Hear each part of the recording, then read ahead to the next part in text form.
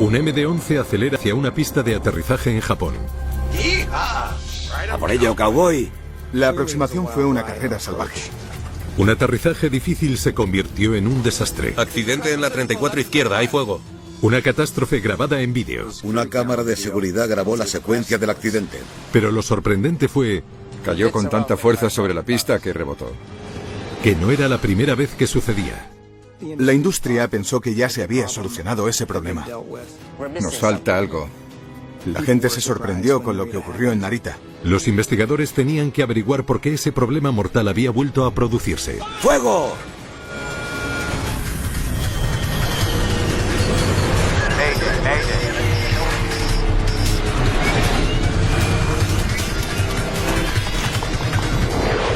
Mayday, catástrofes aéreas, muerte en el aeropuerto de Narita.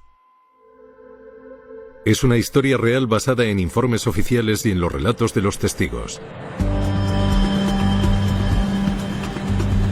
El vuelo 14 de FedEx se aproximaba al aeropuerto internacional de Newark. Cuidado, viento superficial a 10 km por hora a 250 grados. El Boeing MD-11 es una versión alargada del DC-10, ideal para transportar carga. El vuelo 14 estaba a pocos segundos de la pista de Newark en lo que sería un aterrizaje que tendría importantes repercusiones durante muchos años. 15, 12... Cuando estaban a 15 metros del suelo, todo era absolutamente normal. 6... Pero el avión empezó a caer demasiado deprisa. Golpeó la pista con mucha fuerza y rebotó. La catástrofe se produjo cuando el ala derecha chocó contra el suelo. Sorprendentemente, nadie falleció. Nos sentimos eufóricos cuando nos enteramos de que la gente a bordo había sufrido heridas de muy poca importancia. Un violento accidente en uno de los aeropuertos más transitados de Estados Unidos podría haber desencadenado una tragedia mortal. Había que llevar a cabo una investigación a fondo. El investigador de la NTSB, Robert Benson, lideró el equipo. Una característica del diseño del MD-11 atrajo inmediatamente su atención. Para ahorrar combustible, los ingenieros le dieron al avión una cola sorprendentemente pequeña para disminuir la resistencia aerodinámica. Durante la investigación nos dimos cuenta de que el MD-11 tenía una serie de características de diseño, por así decirlo, que dificultaban en cierto modo su aterrizaje. La pequeña superficie de cola hacía que el MD-11 tendiera a elevarse. La solución era volar a más velocidad para aumentar el flujo de aire sobre la cola. El MD-11 aterriza más rápido que cualquier avión de línea del mundo. Para elevar la cola y bajar el morro del avión, este debe volar a más de 280 km por hora. Solo los reactores caza aterrizan a más velocidad. En las aproximaciones a tanta velocidad todo pasa muy rápido, por lo que un buen tiempo de reacción y unos buenos reflejos son muy importantes. Finalmente, Benson concluyó que el violento impacto en Newark había sido culpa del piloto. Las alas se movieron más de lo que deberían y el avión rebotó la primera vez que tocó el suelo. Los pilotos bajaron el morro del avión, haciendo aún peor el segundo impacto. El segundo impacto contra el suelo fue muy violento y destrozó parte del tren de aterrizaje. Fue una combinación muy rápida de pequeños errores que acabó derivando en un accidente. En su informe final sobre el accidente en Newark, Benson pidió más formación para los pilotos. El resultado, una técnica mejorada para recuperar la posición tras rebotar en un aterrizaje. Los pilotos de los MD-11 aprendieron a usar el acelerador para volver a colocar el avión en pista con suavidad. Hay que aumentar un poco la potencia para mantener una buena altitud de aterrizaje y después dejar que el avión baje hacia la pista con suavidad. La industria aeronáutica pasó página tras el accidente en Newark, pensando que ya habían aprendido una importante lección.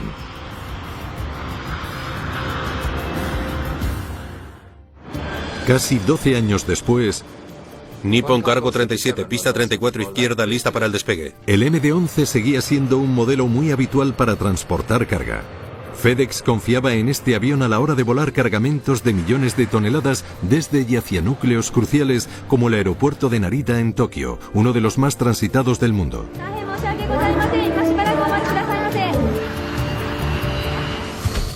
Volar cargamento pasó de verse como el escalafón más bajo de la aviación profesional, por así decirlo, a estar en lo más alto, porque era seguro, estaba bien y se pagaba lo mismo. Además, otra ventaja es que, aunque siempre intentamos ser lo más eficaces posible, la carga no suele quejarse por nada.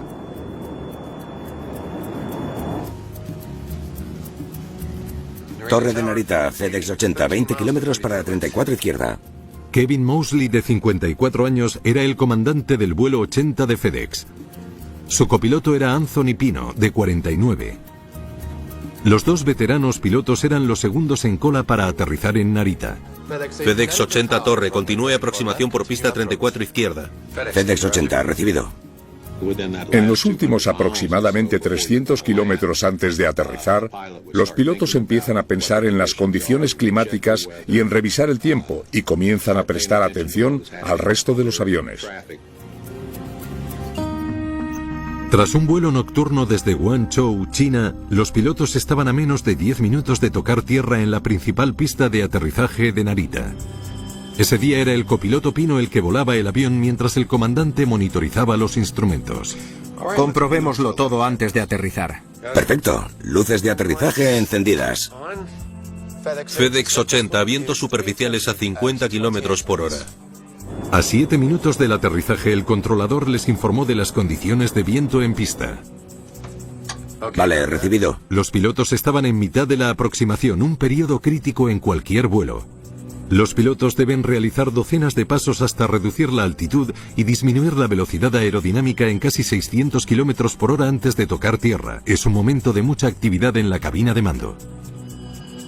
A los pilotos se les pasa un trillón de cosas por la cabeza. No paran de mirar a todos lados para asegurarse de que el aterrizaje se está produciendo correctamente. En ese vuelo, los pilotos tuvieron que enfrentarse a un reto adicional: el fuerte viento. ¿Qué hacemos con la velocidad de aterrizaje? Vamos a añadirle 18 hasta los 300 kilómetros por hora. Tenían que volar más deprisa que de costumbre para combatir las ráfagas de viento. Cuando hay ráfagas tienes que tener en cuenta que eso afecta y cambia las características de elevación del avión, así como su velocidad. Tren de aterrizaje. Bajando tren. 4 en verde. 150. Vaya. Despejado para aterrizar en la 34 izquierda. Estable.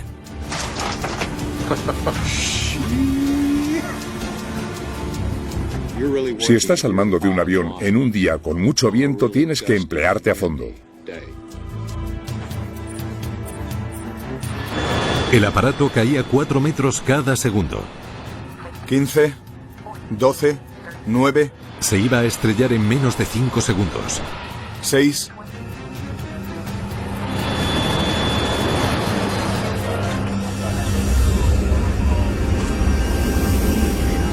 De repente, el MD-11 estaba boca abajo y envuelto en llamas. Accidente en la 34 izquierda, hay fuego. Los bomberos corrieron hacia la pista donde una enorme bola de fuego envolvía la cabina de mando del vuelo 80 de FedEx. Era el mayor desastre aéreo del aeropuerto de Tokio en toda su historia. Los controladores aéreos tuvieron que redirigir y alejar a los siguientes vuelos de los restos aún en llamas. Los bomberos tardaron casi media hora en apagar el incendio de la cabina de mando. Cuando los equipos de rescate consiguieron entrar, para los pilotos ya era demasiado tarde. 2 personas habían fallecido y otro MD-11 yacía en llamas a un lado de una pista. Lo primero que vi al llegar al lugar del accidente fue que los restos del avión estaban diseminados en una zona bastante amplia. Era el primer accidente mortal del aeropuerto de Narita en sus 31 años de historia. Masaru Chiba, de la Junta de Seguridad en el Transporte de Japón, se hizo cargo de la investigación. Cuando vimos el lugar del accidente, más de la mitad del avión se había quemado por completo. Al principio me sentí un poco perdido, no sabía por dónde empezar la investigación. El mundo de la aeronáutica necesitaba saber por qué el aterrizaje de SM-11 había acabado en tragedia. ¿Se habrían olvidado las lecciones aprendidas en Newark? ¿O se trataba de un problema completamente diferente? 2 personas habían fallecido y los restos de un avión de carga seguían humeando en el aeropuerto de Narita. Los investigadores examinaron la pista en busca de pruebas que pudieran explicar por qué el aterrizaje acabó tan mal. Intenté averiguar dónde había impactado el avión por primera vez. Los neumáticos habían dejado huellas muy claras. El punto de impacto inicial con el suelo era aquel en el que las huellas de los neumáticos eran más claras. Mirad todo este caucho. Aquí impactó la primera vez. Las marcas mostraron el punto del primer impacto contra la pista. El segundo contacto se produjo con la parte delantera del tren de aterrizaje. Encontramos piezas de la rueda delantera cerca de la zona de impacto. También revelaron que el avión chocó contra la pista más de una vez. Aquí es donde cayó al final. Parece que fue un impacto muy violento.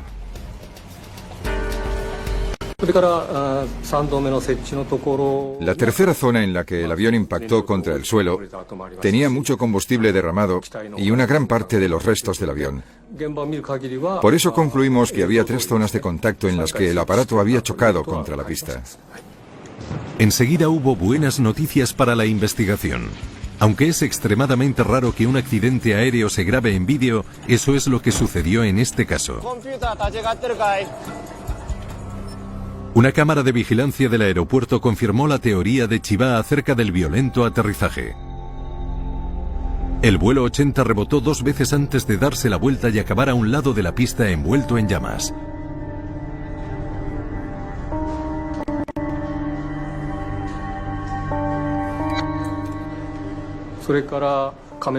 También vi las imágenes de las cámaras de vigilancia. Estaba convencido de que el avión tocó tierra 3 veces. Nunca había visto un accidente tan terrible. Las similitudes entre este accidente y el del vuelo 14 en Newark eran muy inquietantes. La presión que soportaban los investigadores para averiguar exactamente quién o qué había causado el desastre esta vez era enorme. Habían pasado 10 años desde el último accidente de un MD-11. Cuando ocurrió lo de Narita, estaba claro que el problema con este tipo de aviones no se había resuelto. Los investigadores entrevistaron a los controladores de la torre de control para saber más de los momentos previos al accidente. Descubrieron que los pilotos que habían aterrizado antes que el vuelo 80 habían informado de unas turbulentas condiciones al aproximarse a la pista. Torre de Narita, estad alerta. Hemos dado con una cizalladura al final debajo de los 60. El accidente se produjo justo después de que pasara un frente frío. Había mucho viento. El piloto del vuelo anterior informó de que habían experimentado lo que se conoce como cizalladura durante su trayecto. Cizalladura es el término que emplean los pilotos para describir los vientos que cambian peligrosamente. Son vientos que cambian muy rápidamente de dirección o velocidad y pueden afectar a las características de vuelo del avión.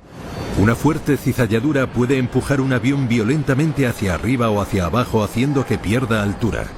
Y eso cerca de una pista puede resultar fatal. En 1985 el vuelo 191 de Delta Airlines golpeó una cizalladura mientras aterrizaba en el aeropuerto de Dallas-Fort Worth. 137 personas fallecieron por el impacto. Tras ese accidente, los aeropuertos instalaron un radar Doppler que detecta cizalladuras en las pistas y avisa a los pilotos cuando el aterrizaje puede ser peligroso. Los controladores en Narita confiaron en esa tecnología mientras el vuelo 80 de FedEx se aproximaba a la pista. Pista 34 izquierda, cizalladura al final. Va a ser un aterrizaje movidito. Vamos a por él.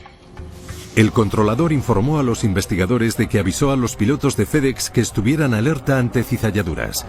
Lo que los investigadores necesitaban era un análisis más detallado del viento a partir de los sensores situados en el aeropuerto, pero recopilar esos datos llevaba tiempo. Tenían que esperar para saber hasta qué punto influyó el viento en el terrible aterrizaje del vuelo 80.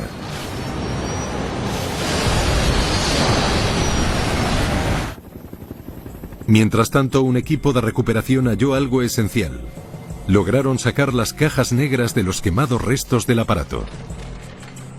Los datos de las grabadoras podrían explicar lo que pasó en los últimos instantes del MD-11, a menos que el fuego hubiera destruido esos datos. Están mucho más dañadas de lo que me imaginaba. Ojalá podamos sacar algo en claro de ellas. Estaban muy dañadas. Habían soportado mucho calor.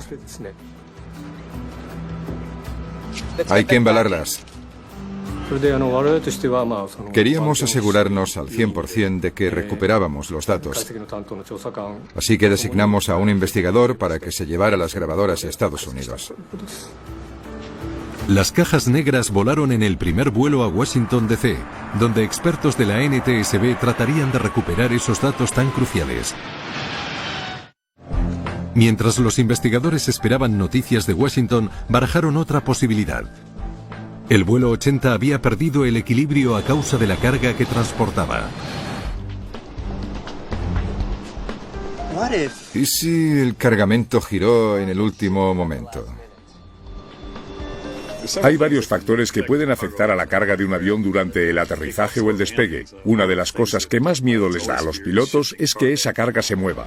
El vuelo 80 transportaba más de 50 toneladas, entregas que FedEx debía realizar, tanto grandes como pequeñas. Cargar en un avión es una ciencia exacta. Hay que distribuir el peso de manera que no desequilibre el aparato. Eso es especialmente importante en el inestable MD-11. Los cinturones que sujetaban la carga habían sobrevivido al fuego. No había pruebas que demostrasen que habían fallado. Todo parece en orden. Veamos los demás. Por lo que pudimos deducir de los restos de la carga, no había ninguna prueba de que se hubiera movido ni hacia la parte delantera del aparato ni hacia la parte trasera. Pero si el cargamento no se desplazó, ¿cuál era la causa del accidente que había matado a 2 pilotos? Masaru Chiba analizó los datos del radar Doppler acerca de la velocidad del aire en la pista 34. Cualquier indicio de una cizalladura en los momentos previos al accidente podría suponer la pista que estaba buscando. Pero se topó con otro callejón sin salida. No hubo ninguna cizalladura en la pista 34 izquierda cuando tocaron tierra. Tras examinar los datos de las corrientes de aire, tanto antes como después del accidente, nos pareció muy poco probable que una cizalladura hubiera sido la causa del desastre. Mientras los investigadores en Japón se esforzaban por encontrar alguna prueba convincente, llegaron buenas noticias desde Washington. Los técnicos de la NTSB habían recuperado los sonidos captados por la dañada grabadora de voz de la cabina de mando del vuelo 80 y esperaban poder recuperar también los datos de vuelo. Las grabadoras son instrumentos muy fuertes. Están diseñadas para aguantar una cantidad de presión y calor increíble. Señor Misenchik, bienvenido a bordo. Encantado de conocerle. Me llamo Masaru Chiba. Como el avión se había fabricado en Estados Unidos, Paul Misenchik de la Junta de Seguridad en el Transporte se unió al equipo en Japón. Teníamos la experiencia que podía ayudar a los investigadores japoneses en términos de procedimientos o el tipo de regulaciones bajo las que volaban los pilotos. Se podían hacer muchas actividades de seguimiento en Estados Unidos y eso es lo que hicimos. Por aquí, por favor. ¿Qué tal el vuelo? La grabación de la cabina del vuelo 80 ya estaba en manos de los investigadores. ¿Les mostraría por qué los pilotos no pudieron aterrizar de forma segura? Vamos a oírla entera, desde que contactaron con Narita por primera vez a las 6:41. Torre de Narita, FedEx 80, 20 kilómetros para 34 izquierda. FedEx 80, Torre de Narita en pista 34 izquierda. Continúe la aproximación. FedEx 80, recibido. Comprobémoslo todo antes de aterrizar. Perfecto. Todo bien por ahora. Era una aproximación de manual. Tren de aterrizaje. Bajando tren. Viento a 320, máximo a 63 kilómetros por hora. Páralo un momento. Viento a 320. Máximo 63.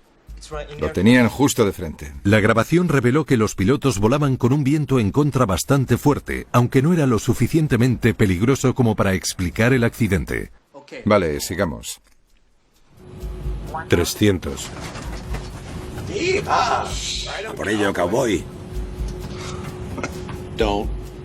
No puedes dejar que el avión te pilote a ti. Tú tienes que pilotarlo a él. En un día de mucho viento y con mal tiempo, eso es lo que tienes que hacer. 150. A pesar de las dificultades, los pilotos no parecían muy preocupados. Despejado para aterrizar en la 34 izquierda. Estable.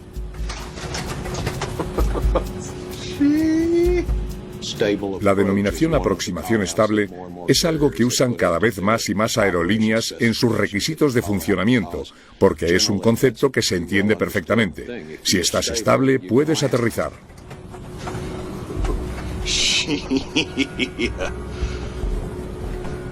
Queda un minuto para aterrizar y están bromeando. Parece que no pasa nada malo. Gracias a la grabación supimos que estaban relajados y bromeando entre ellos. Creo que lo que pasó es que las corrientes de aire fueron tan intensas que parecía que estaban en un rodeo, como si cabalgasen sobre un caballo salvaje, como si fueran cowboys. De repente, la voz automática del altímetro les dio a los investigadores una pista importante. 15, 12, 9, 6, 3.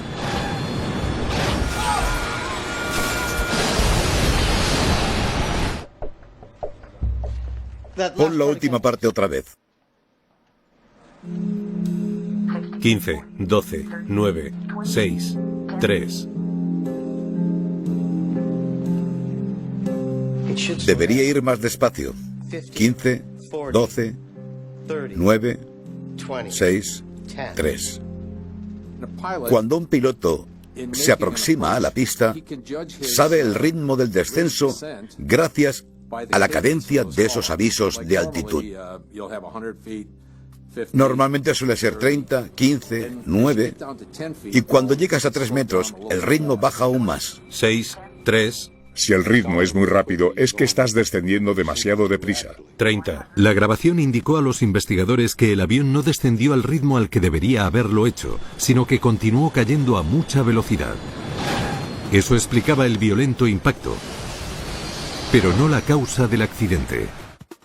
Otra cuestión crítica seguía sin respuesta. ¿Por qué los pilotos no aminoraron el descenso? Hasta que no pudieran responder a esa pregunta, los investigadores no sabrían la historia completa que se escondía tras el accidente del vuelo 80 de FedEx. Mientras preparaban los datos de vuelo del FedEx 80 para ser analizados, los investigadores en Tokio seguían una nueva pista. Veamos qué nos puede decir esta. Una segunda cámara de seguridad captó una serie de fotografías durante el impacto mortal. La cámara estaba programada para realizar 4 imágenes por segundo. Con suerte alguna podría explicar por qué el aterrizaje salió tan mal. Cuando vimos las fotografías, nos hicimos una idea bastante clara de cómo el avión había impactado sobre la pista. Las fotos de las cámaras de seguridad fueron más precisas y de más ayuda que entrevistar a cientos de testigos. A 9 metros del suelo parecía bien nivelado. Estable. ¿Estable? A 6 metros seguía estable. El avión debe estar inclinado hacia la pista en el momento de tocar tierra y tener las alas lo más niveladas posible. Eso es lo que siempre intentamos conseguir. Todo parecía correcto, hasta que en un instante golpea la pista tan violentamente que rebota. Las fotos captaron al detalle lo que sucedió en la pista 34 izquierda, pero arrojaron poca luz sobre por qué pasó. Nos falta algo. Se centraron en la información de la grabadora de datos de vuelo. Veamos qué nos dicen estos datos. Esperaban obtener información sobre lo que hicieron los pilotos durante los instantes finales del aterrizaje. 12 metros. 9 metros. Qué raro. Está prácticamente nivelado. Debería tener el morro levantado. A 9 metros del suelo, los pilotos deben levantar el morro del avión unos grados para aminorar el descenso y ayudar al avión a tocar el suelo. A esto se le llama flare. Hay que empezar a tirar de la palanca de mando para elevar el morro del avión, para detener el descenso y así conseguir que del aparato salga un movimiento de potencia continua.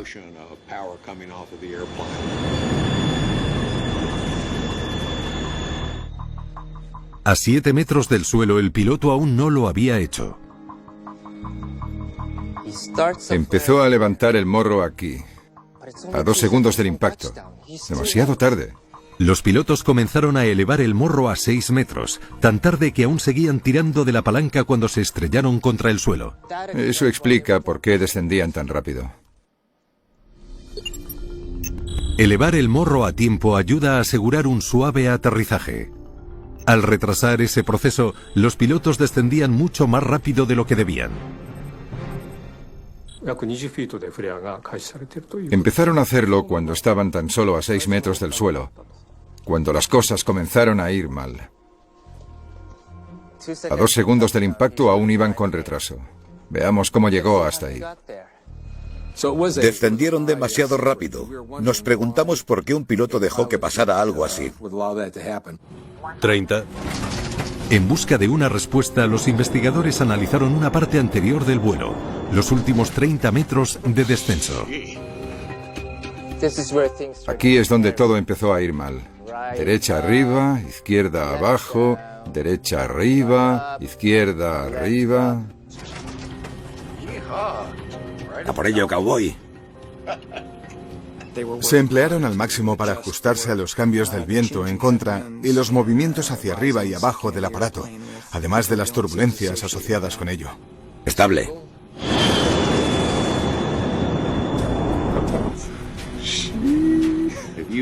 Si el viento en contra es bastante fuerte y va desde la pista hasta el avión y esa corriente de aire disminuye repentinamente, el avión tiende a crear la sensación de que el aparato se cae, ya que ha perdido parte de la corriente de aire que pasa por encima del ala. El MD-11 avanzaba por la pista a casi 320 km por hora, cayendo 4 metros por segundo. Pino tenía ambas manos ocupadas tratando de mantener la posición del avión necesaria para aterrizar.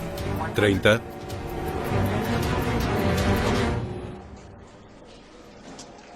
Justo cuando necesitaban potencia, los motores se pararon. 15. A 15 metros, la situación se volvió mucho peor. Los autoaceleradores del MD-11 están diseñados para parar automáticamente a 15 metros del suelo. El sistema funciona bien los días despejados, pero en este caso, la disminución de la potencia hizo que el avión descendiera aún más rápido. Al descender tan rápido, necesitaban potencia a 15 metros, pero no la consiguieron. A causa del fuerte viento, Pino debería haber añadido más aceleración para lograr un buen aterrizaje. 9. Pino reaccionó menos de un segundo tarde. Elevó el morro del aparato, pero el avión ya estaba descendiendo demasiado rápido. En condiciones de mucho viento, es obligatorio que el piloto vigile los aceleradores y anule los autoaceleradores para asegurarse de que logra la potencia adecuada para controlar la tasa de descenso hacia la pista. Al igual que pasó en el accidente en Newark, el vuelo 80 golpeó la pista al descender el doble de rápido de lo recomendado. Ambos fallaron con el flare. Ambos chocaron demasiado fuerte. Si un piloto tarda en efectuar el flare, como decía Isaac Newton, toda acción provoca una reacción. Chocará contra la pista y rebotará. Eso es lo que pasó con los MD-11. Una de las alas bajó y la otra se elevó, haciendo que el avión se diera la vuelta. Los investigadores en Japón saben que tanto Moseley como Pino habían recibido la formación necesaria para recuperar la posición tras un rebote que Benson recomendó tras el accidente de Newark. Parece que tenían la formación adecuada. ¿Por qué el aterrizaje salió tan mal? La causa del fatal descenso sobre la pista 34 izquierda seguía siendo un misterio. Los investigadores indagaron en el pasado de los dos pilotos que murieron en el vuelo 80 de FedEx. FedEx no cuenta con mucha gente nueva en el mundo de la aeronáutica. Ellos no lo eran. Antes de trabajar para FedEx, el comandante Moseley pilotó F-4s para los marines estadounidenses. Solo los mejores pilotos tienen alguna posibilidad de lograr ese puesto. Como piloto civil, acumulaba más de 8.000 horas de vuelo.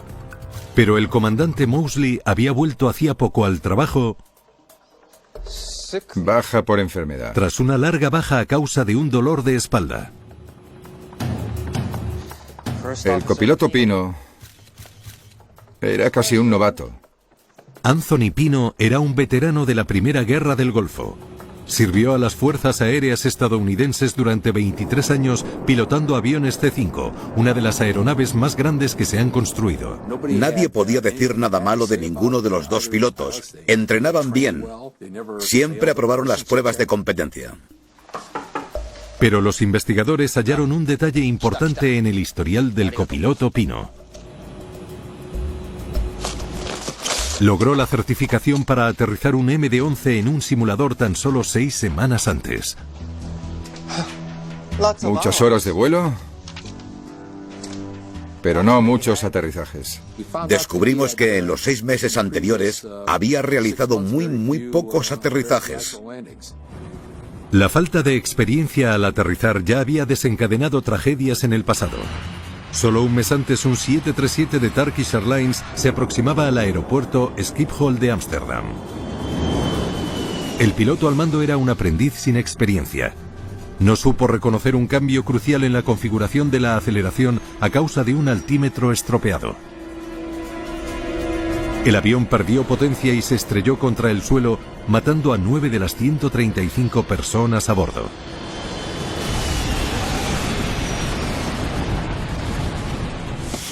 En FedEx, Pino solía volar como piloto de relevo, asumiendo el control del aparato solo en mitad de vuelos muy largos, una labor que requiere realizar muy pocos aterrizajes.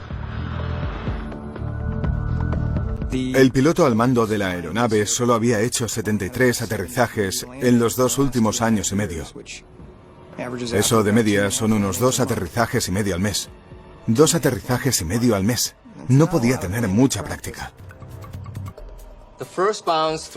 El primer rebote lanzó al avión al aire de nuevo. Se elevó 3 metros y bajó el morro. Después golpeó el suelo por segunda vez aquí. Siguió empujando los controles hacia adelante, bajando más el morro. Solo empeoró las cosas. El segundo rebote les lanzó a 5 metros. El tercer impacto fue letal. ¡Fuego!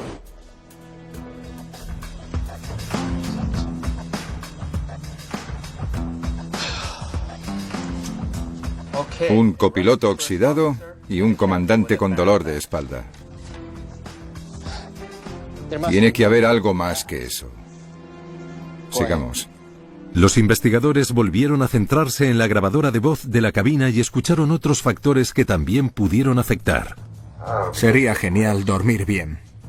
Oyeron una pista clave, un comentario realizado 45 minutos antes del catastrófico aterrizaje. Estoy agotado. Sí, dormiré como un bebé. No me quites el ojo de encima, ¿vale? Si me quedo callado mucho tiempo, dime algo, sobre todo si queda poco para aterrizar.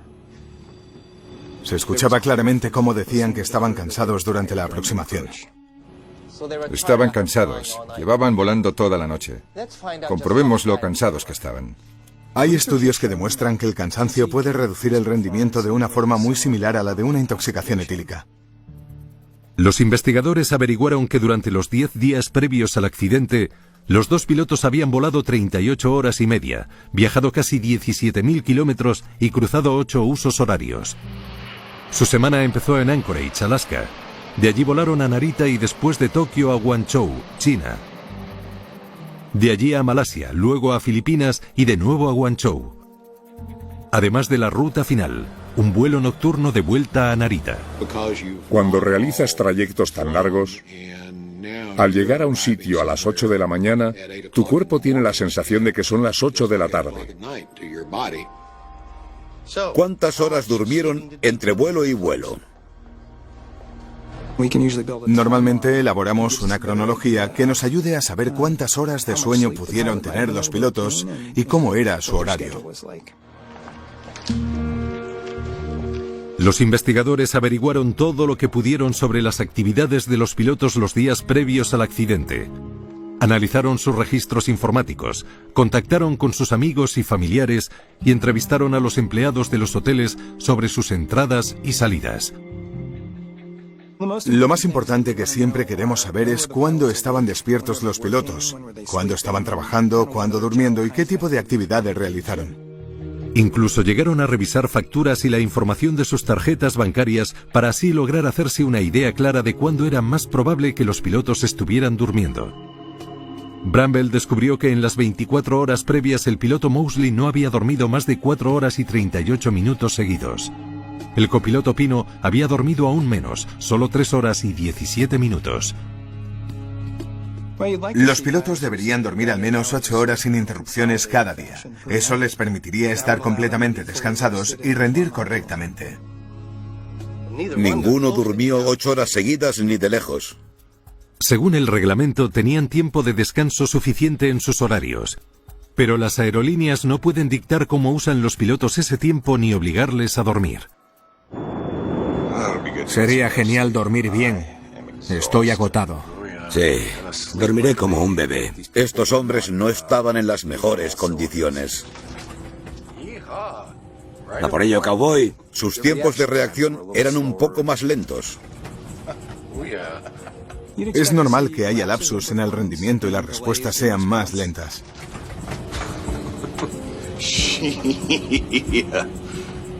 Era cansancio mental y ese es el peor. Te das cuenta más rápido de cuando tu cuerpo está cansado que de cuando tu mente está cansada. 15, 12, 9, 6. La diferencia de tiempo entre cuando Pino elevó el morro del avión y cuando debería haberlo hecho fue mínima. Lo hizo 0,7 segundos más tarde. Esa fracción de segundo les costó la vida a los dos pilotos. Un aumento del tiempo de reacción es un déficit en el rendimiento asociado al cansancio. Eso podría explicar por qué tardaron tanto en realizar el flare. Rebotar al aterrizar es algo frecuente en el mundo de la aviación comercial y no suele causar ningún accidente. De hecho, el vuelo de FedEx rebotó en 2 de sus 60 aterrizajes previos al siniestro. Rebotar con un avión es algo que pasa a menudo, no es algo extraño. Pero aún así, no suele provocar un accidente tan violento. ¿Por qué esos rebotes fueron tan letales? Aunque parecía que el cansancio podía ser la causa, los investigadores sospechaban que la historia no terminaba ahí. ¡Fuego! ¡Dios! ¿Puedes pasarlas todas seguidas? El equipo de investigación juntó la secuencia de fotos realizadas a la pista para crear una reveladora imagen del mortal accidente del vuelo 80. Masaru Chiba se dio cuenta de algo acerca de los pilotos de FedEx. Parece que ignoraron lo que les enseñaron sobre recuperarse de un rebote.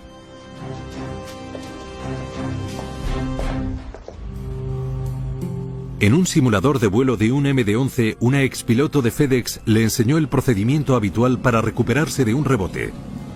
Elevar 7,5 grados el morro y aumentar la aceleración. ¿Preparada? Creo que la mayoría de los pilotos a ese nivel están lo suficientemente capacitados como para manejarlo sin problemas.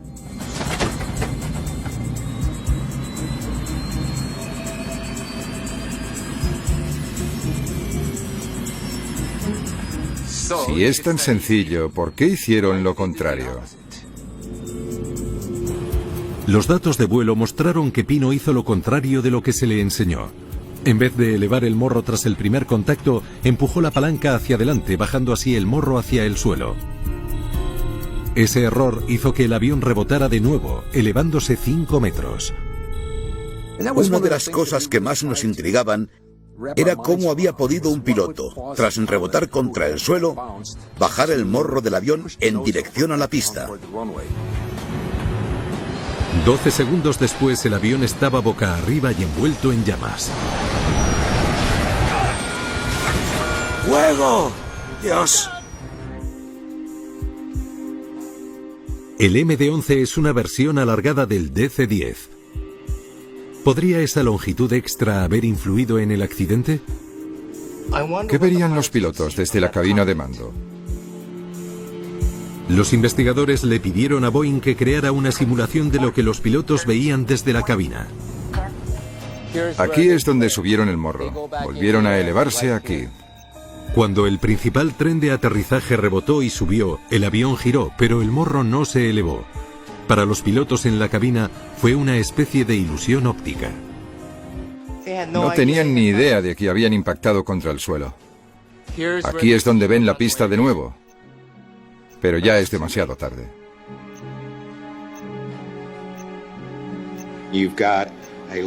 Hay mucho avión delante de las ruedas y eso te puede dar una sensación falsa de dónde estás en relación con el suelo, porque este tipo de aeronaves aterrizan con el morro levantado. Este descubrimiento ayudó a explicar por qué Pino empujó la palanca hacia adelante. Es muy poco probable que supiera que el tren de aterrizaje había impactado contra el suelo. Siempre quieres bajar el morro del avión lo antes posible para que el avión esté bien fijo en tierra. La aproximación pasó demasiado rápido de ser una aproximación complicada pero relativamente normal a una situación desastrosa en un espacio muy corto de tiempo. No hay un factor concreto que nos permita decir, sí, eso es lo que causó el accidente. En la mayoría de los casos suele ser un cúmulo de varios factores. 30. Según los investigadores, un piloto cansado y que tuvo que lidiar con fuertes vientos elevó el morro del avión un segundo tarde, lo que hizo que impactara sobre la pista demasiado rápido. El alargado diseño del MD-11 impidió que el piloto se diera cuenta de que había rebotado contra el suelo, llevándole a cometer el error fatal de bajar el morro del aparato.